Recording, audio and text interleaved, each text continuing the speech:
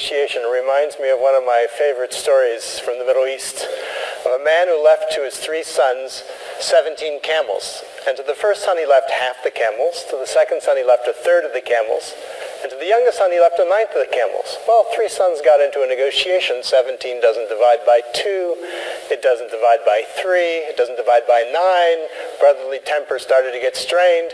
Finally, in desperation, they went and they consulted a wise old woman. The wise old woman thought about their problem for a long time, and finally she came back and said, well, I don't know if I can help you, but at least if you want, you can have my camel. So then they had 18 camels.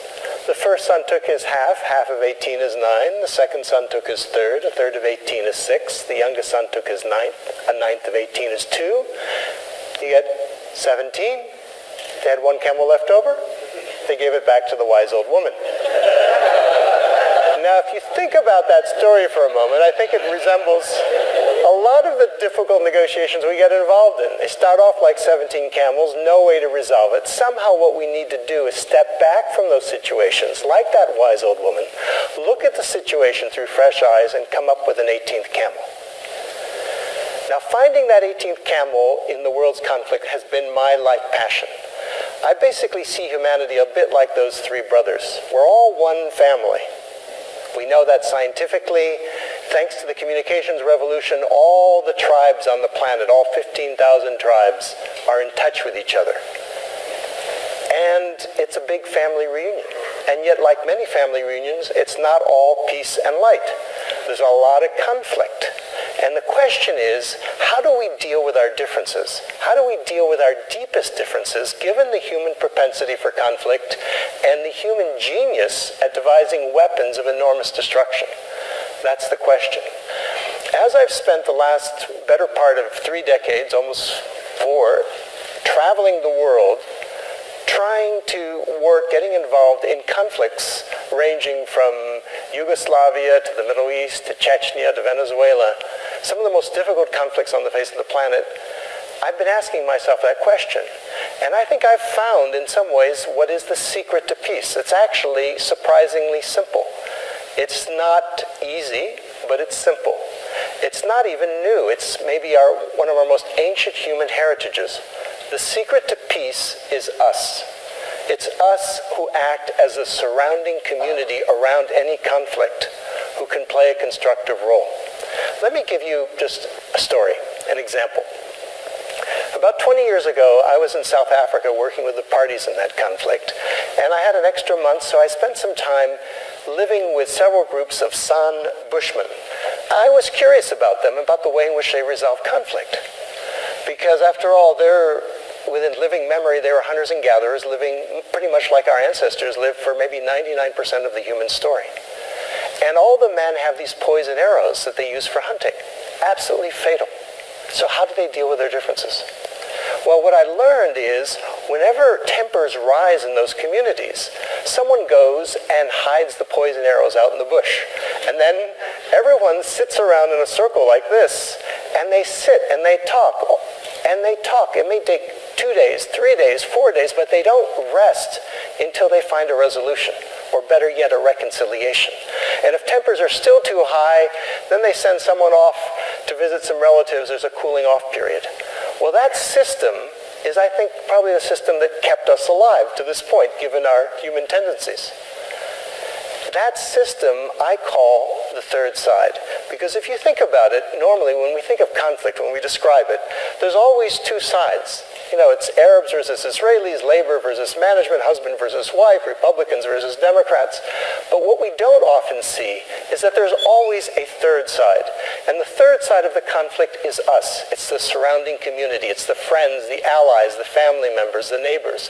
And we can play an incredibly constructive role. Perhaps the most fundamental way in which the third side can help is to remind the parties of what's really at stake. You know, for the sake of the kids, for the sake of the family, for the sake of the community, for the sake of the future, let's stop fighting for a moment and start talking. Because the thing is, when we're involved in conflict, it's very easy to lose perspective. It's very easy to react. Human beings, we're reaction machines. And as the saying goes, when angry, you will make the best speech you will ever regret. And so the third side reminds us of that. The third side helps us go to the balcony, which is a metaphor for a place of perspective where we can keep our eyes on the prize. Let me tell you a little story from my own negotiating experience. Some years ago, I was involved as a facilitator in some very tough talks between the leaders of Russia and the leaders of Chechnya. There was a war going on, as you know. And we met in The Hague, in the Peace Palace, in the same room where the Yugoslav War Crimes Tribunal was taking place. And the talks got off to a rather rocky start when the vice president of Chechnya began by pointing at the Russians and said, "You should stay right here in your seats because you're going to be on trial for war crimes." And then he went on, and then he turned to me and said, "You're an American. Look at what you Americans are doing in Puerto Rico." And my mind started racing. Well, Puerto Rico, what do I know about Puerto Rico? I started reacting. But then I tried to remember to go to the balcony. And then when he paused and everyone looked at me for a response, from a balcony perspective, I was able to thank him for his remarks and say, "I appreciate your criticism of my country, and I take it as a sign that we're among friends and can speak candidly to one another. And what we're here to do is not to talk about Puerto Rico or the past. We're here to do is to see if we can figure out a way to stop the suffering and the bloodshed in Chechnya." The conversation got back on track. That's the role of the third side, is to help the parties go to the balcony. Now let me take you for a moment to what's widely regarded as the world's most difficult conflict, or the most impossible conflict, is the Middle East. The question is, where's the third side there? How could we possibly go to the balcony? Now, I don't pretend to have an answer to the Middle East conflict, but I think I've got a first step, literally a first step, something that any one of us could do as third-siders. Let me just ask you one question first. How many of you in the last years have ever found yourself worrying about the Middle East and wondering what anyone could do? Just out of curiosity, how many of you? Okay, so the great majority of us. And here, it's so far away. Why do we pay so much attention to this conflict? Is it the number of deaths? There are 100 times more people who die in a conflict in Africa than in the Middle East. No, it's because of the story, because we feel personally involved in that story. Whether we're Christians, Muslims, or Jews, religious or non-religious, we feel we have a personal stake in it. Stories matter. As an anthropologist, I know that. Stories are what we use to transmit knowledge, that give meaning to our lives. That's what we tell here at TED. We tell stories. Stories are the key. And so my question is yes, let's try and resolve the politics there in the Middle East, but let's also take a look at the story. Let's try to get at the root of what it's all about. Let's see if we can apply the third side to it. What would that mean? What is the story there? Now, as anthropologists, we know that every culture has an origin story. What's the origin story of the Middle East? In a phrase, it's 4,000 years ago, a man and his family walked across the Middle East, and the world has never been the same since. That man, of course, was Abraham. And what he stood for was unity, the unity of the family. He's the father of us all. But it's not just what he stood for, it's what his message was. His basic message was unity too, the interconnectedness of it all, the unity of it all. And his basic value was respect, was kindness towards strangers. That's what he's known for, is hospitality. So in that sense, he's the symbolic third side of the Middle East. He's the one who reminds us that we're all part of a greater whole. Now think about that for a moment. Today we face the scourge of terrorism. What is terrorism? Terrorism is basically taking an innocent stranger and treating them as an enemy whom you kill in order to create fear. What's the opposite of terrorism? It's taking an innocent stranger and treating them as a friend whom you welcome into your home in order to sow and create understanding or respect or love. So what if, then, you took the story of Abraham, which is a third side story. What if that could be actually because Abraham stands for hospitality. What if that could be an antidote to terrorism? What if that could be a vaccine against religious intolerance? How would you bring that story to life? Now, it's not enough just to tell a story. That's powerful. But people need to experience the story. They need to be able to live the story. How would you do that? And that was my thinking of how would you do that? And that's what comes to the first step here. Because the simple way to do that is you go for a walk. You go for a walk in the footsteps of Abraham. You retrace the footsteps of Abraham. Because walking has a real power. You know, as an anthropologist, walking is what made us human. Walking, it's funny, when you walk side by side in the same common direction. Now, if I were to come to you face to face and come this close to you, you would feel threatened. But if I walk shoulder to shoulder, even touching shoulders, it's no problem. Who fights while they walk? That's why in negotiations often, when things get tough, people go for walks in the woods. So the idea came to me of what about inspiring a path, a route? Think the Silk Route, think the Appalachian Trail that followed in the footsteps of Abraham. People said, that's crazy. You can't retrace the footsteps of Abraham. It's too insecure. You got to cross all these borders. It goes across 10 different countries in the Middle East because it unites them all.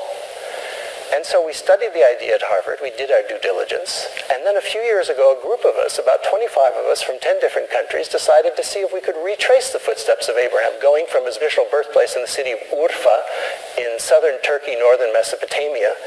And we then took a bus and took some walks and went to Haran, where in the Bible he sets off on his journey. Then we crossed the border into Syria, went to Aleppo, which turns out is named after Abraham. We went to Damascus, which has a long history associated with Abraham. We then came to northern Jordan, to Jerusalem, which is all about Abraham, to Bethlehem, and finally to the place where he's buried in Hebron. So effectively we went from womb to tomb. We showed it could be done. It was an amazing journey. Let me ask you a question. How many of you have had the experience of being in a strange neighborhood or strange land, and a total stranger, perfect stranger, comes up to you and shows you some kindness, maybe invites you into their home, gives you a drink, gives you a coffee, gives you a meal? How many of you have ever had that experience?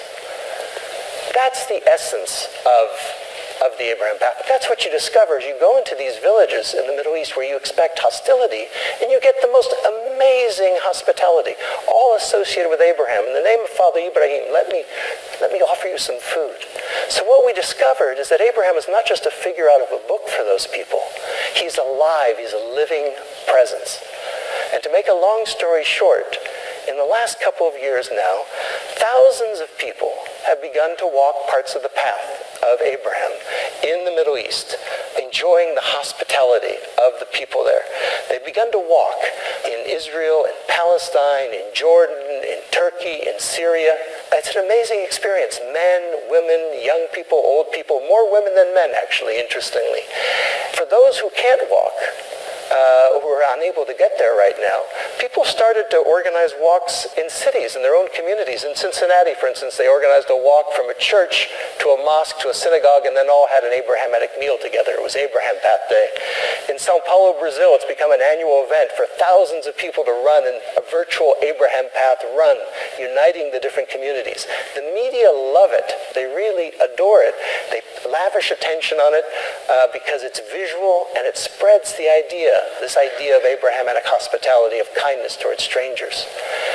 And just a couple weeks ago, there was an NPR story on it. Last month, there was a piece in the Guardian, in the Manchester Guardian, about it, two whole pages, and they quoted a villager who said, "This walk connects us to the world." He said it was like a light that went on in our lives. It brought us hope. And so that's what it's about. But it's not just about psychology. It's about economics. Because as people walk, they spend money. And this woman right here, Ahmad, is a woman who lives on the path in northern Jordan. She's desperately poor. She's partially blind. Her husband can't work. She's got 7 kids. But what she can do is cook. And so she's begun to cook for some groups of walkers who come through the village and have a meal in her home. They sit on the floor. She doesn't even have a tablecloth.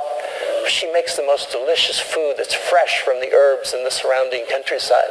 And so more and more walkers have come. And lately, she's begun to earn an income to support her family. And so she told our team there, she said, "You have made me visible in a village where people were once ashamed to look at me."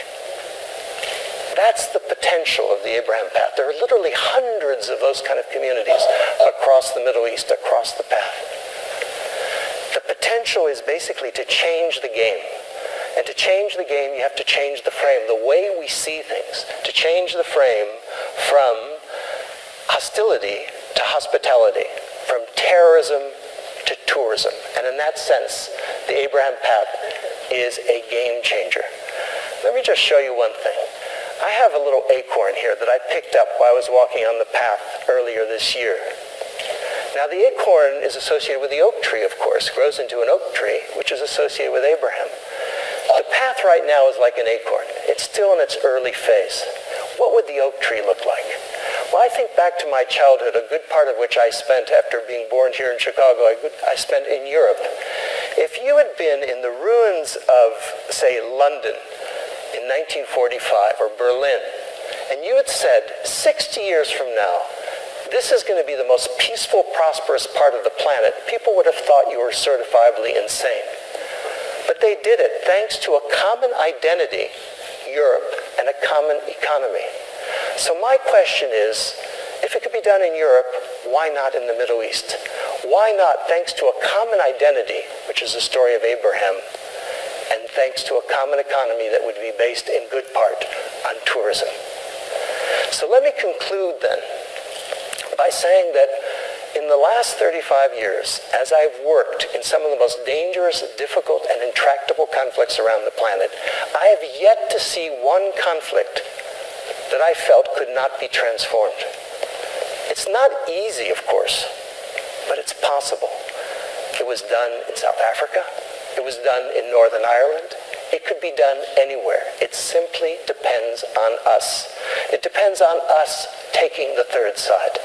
So let me invite you to consider taking the third side, even as a very small step. We're about to take a break in a moment. Just go up to someone who's from a different culture, a different country, a different ethnicity, some difference, and engage them in a conversation. Listen to them. That's a third side act. That's walking Abraham's path. After a TED Talk, why not a TED Walk? So let me just leave you with three things. One is the secret to peace is the third side. The third side is us. Each of us, with a single step, can take the world, can bring the world a step closer to peace. There's an old African proverb that goes, when spider webs unite, they can halt even a lion. If we're able to unite our third side webs of peace, we can even halt the lion of war. Thank you very much.